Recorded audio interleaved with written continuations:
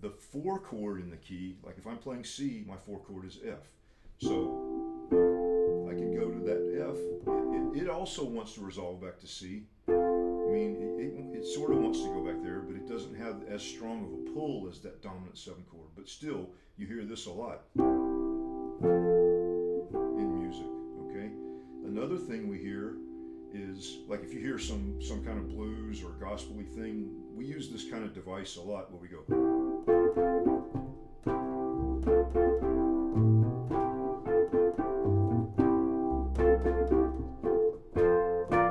So now I've gone to the 4 chord in that key of C, but when I want to do that, use that device, I go to here, but that B flat is not diatonic to the key of C, right? But because of the relationship of that, this is like a B flat triad, that's like the 4 chord in the key of F. So that's the reason that that sounds so strong.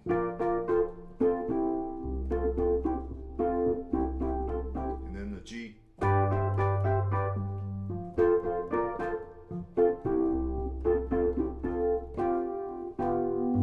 5/7, and there's my cadence, right? If I want to do that, or I can play all 4 notes of it if I want. But I want to point out that subdominant thing too is I could just keep C.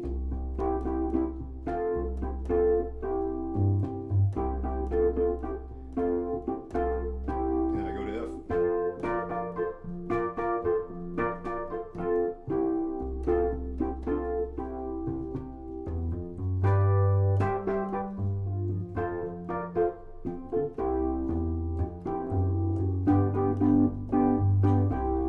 Okay? So, another thing about this, another thing that you'll hear a lot in music, especially in gospel music or blues music, is to play that 4 chord, but to put the 5 note in the bass, to put the G. So that's going to be F over G here, this sound.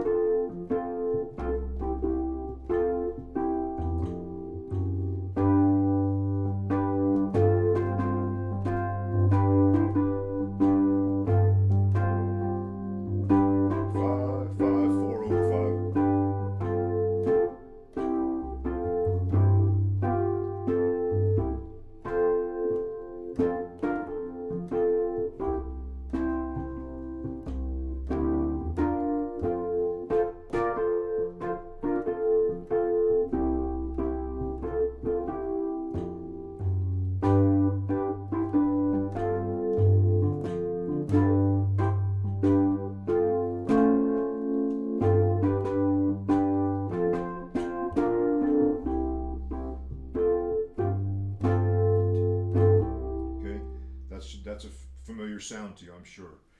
So, and then I'm going to say one more thing about this harmony thing too. This involves the dominant 7th chord again. So another thing, when I'm playing this sort of blues style, gospel style thing with these chords, not only can I go up to the 4 chord here, I can go on up to the 5 and the 7. So now I've changed this chord to a C7 chord. That note is not diatonic to the key of C, but when we're playing blues or gospel things, a lot of times we're playing dominant 7th chords. Or I could go F, B flat, F, C, still with that C in the bass.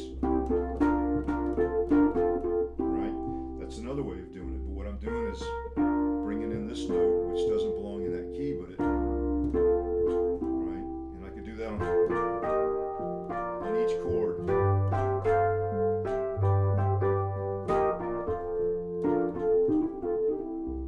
Or I can do it.